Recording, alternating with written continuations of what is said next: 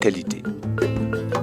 Au nord du pays, Korogo, héritage en langue Sonofo, chef-lieu de département de la région des Savanes. Les Sonofo en constituent l'ethnie sédentaire, fidèle à la tradition héritée des aïeux. Cependant, quoiqu'ils constituent un seul peuple, l'ethnie Sonofo est subdivisée en plusieurs sous-groupes. Les Tchébara, du département de Korogo, les Nyaraforo, résidant dans le département de Ferké-Sédougou, les Nafarans, résidant des sous-préfectures de Sinomantiali, Karakoro, Komoro et Napié, auxquels s'ajoutent les Fodono, les Koufolo et bien d'autres sous-groupes. Faisons connaissance d'un de ces sous-groupes.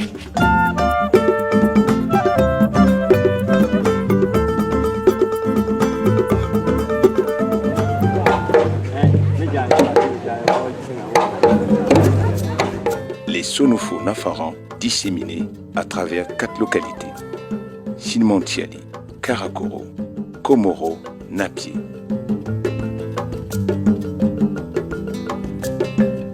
Situé à 14 km de Sinomantiali, avec une population d'environ 2000 âmes, Bawaka est un regroupement de 4 villages Nafara, Nambakaha, Kofono, Kadokaha et Dopikaha.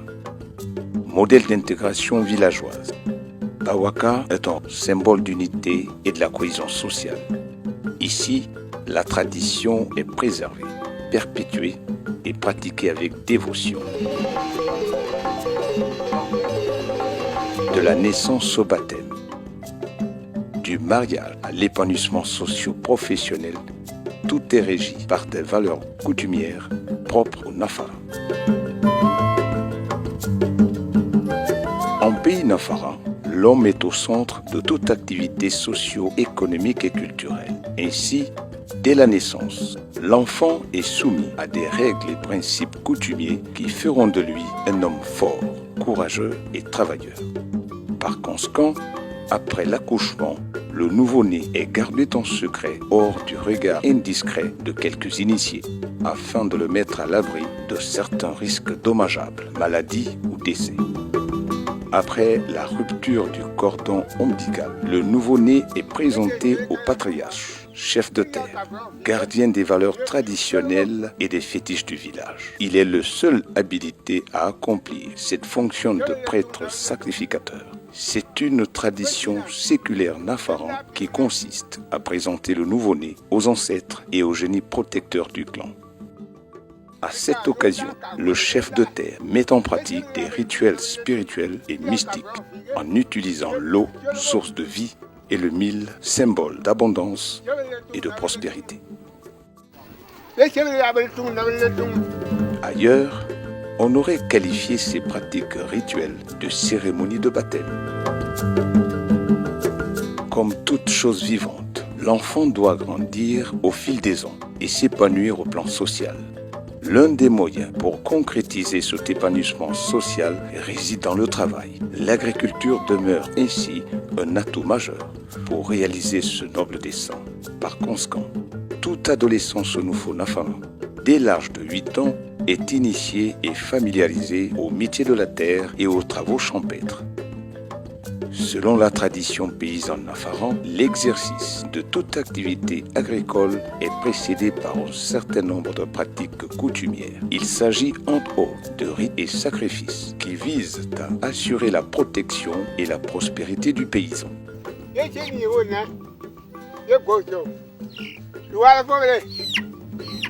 Les bénédictions proférées par le chef de terre ne se limitent pas seulement à la seule personne du paysan, mais elles s'étendent également aux lignées familiales et à toute la communauté villageoise. C'est seulement après ces rituels que tout paysan nafaran est habilité, selon la coutume, d'accomplir les travaux agricoles en toute sérénité.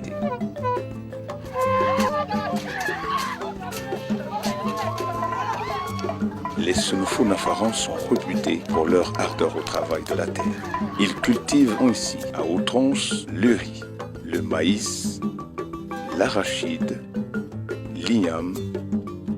Les Nafarans pratiquent également l'arboriculture fruitière. manguiers, oranges, papayers, bananes et bien d'autres arbres fruitiers. Ici, le travail de la terre est un noble métier. En effet, contrairement à certaines traditions où la valeur d'un homme s'évalue en termes de beauté masculine ou de prospérité financière, chez le Sonofo Nafaran, la valeur ou la beauté d'un garçon réside essentiellement dans le travail de la terre accompli avec efficacité et performance. Inculqué de cette vertu, tout paysan nafaran aspire à occuper le premier rang des meilleurs producteurs agricoles de sa génération. Des compétitions agricoles sont souvent initiées à ce défi. Sous l'impulsion des rythmes et chants folkloriques, les compétiteurs sont galvanisés et exhortés à redoubler d'efforts et de persévérance au travail.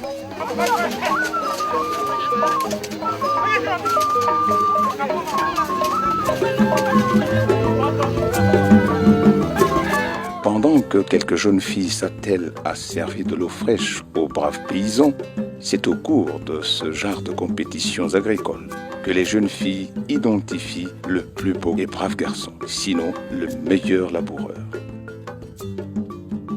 De l'autre côté du village, les femmes vaquent à leurs occupations lucratives, la poterie.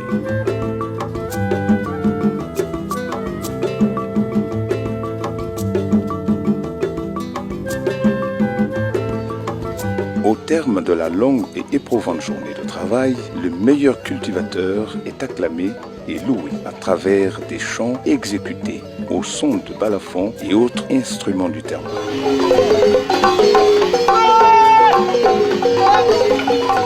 Sans rivalité et sans complexe, cette compétition agricole concourt à la promotion paysanne.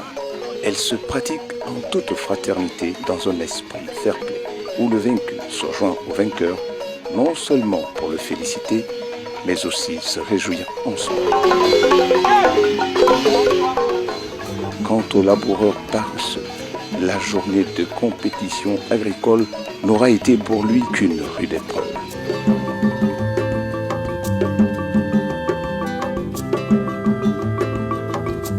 Cependant, qu'il s'agisse de cultures vivrières ou cultures de rente, les critères de choix du meilleur agriculteur restent le même. Courage, endurance, efficacité et performance dans le travail. Après une bonne saison agricole où la moisson a été abondante pour les paysans, tous les membres du clan, à l'initiative du chef de terre, sont conviés à une grande manifestation de réjouissance en l'honneur des braves cultivateurs. Occasion exceptionnelle de remercier Kolotoro, le dieu des Sonofo, et vénérer les membres des ancêtres pour la bonne et fructueuse saison agricole. Cette manifestation de réjouissance nafaran est assimilée à la fête des moissons pour d'autres civilisations, au culte d'action de grâce selon certaines pratiques religieuses. Toute cette cérémonie traditionnelle est souvent couronnée par un autre événement encore plus heureux, le mariage.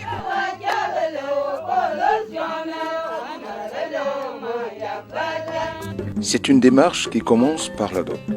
Selon la coutume nafama, le prétendant intéressé, pour se donner plus de chance, sollicite l'appui d'un parrain honorable. Il revient ainsi à ce notable de prendre contact direct avec les parents de la jeune fille. Pour la circonstance, le parrain se fait accompagner par le jeune qui prendra soin d'amener des écus nuptiaux comprenant un bois et une boîte de tabac. La réception et l'acceptation des présents par les parents de la jeune fille confirment l'accord de principe pour le mariage. Comme la naissance, la mort en pays nafaran est un phénomène naturel, une fatalité ou un triste destin. Elle est considérée à cet égard par le Sonofo nafaran comme un repos éternel qui débouche sur une autre vie dans l'au-delà. D'après les croyances Sonofo, les morts ne sont pas morts.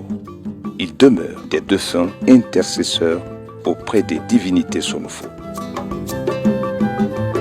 Les chants et danses funéraires exécutés pour la circonstance, sont soutenus par deux instruments coutumiers, le balafon et la kora, communément appelés bolol.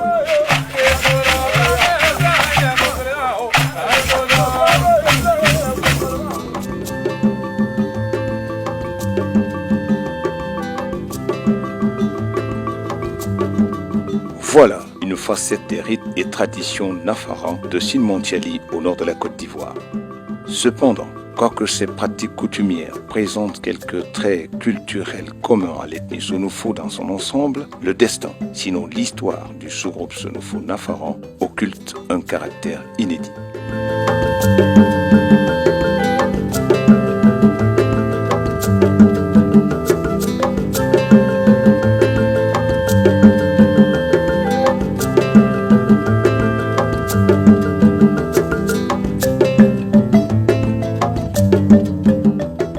De la région des Savanes, au nord de la Côte d'Ivoire, jusqu'à Sampa, territoire nord-ouest du Ghana, en passant par Bondougou, partout où les Sonofo nafarans se sont établis, ils ont fondé des terroirs, adopté d'autres pratiques coutumières et intégré à part entière des communautés locales.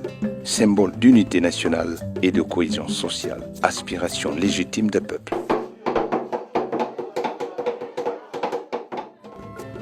Nous sommes allés à la trace de cette diaspora Sonofo nafara disséminée à travers la région du Grand Zanzan et au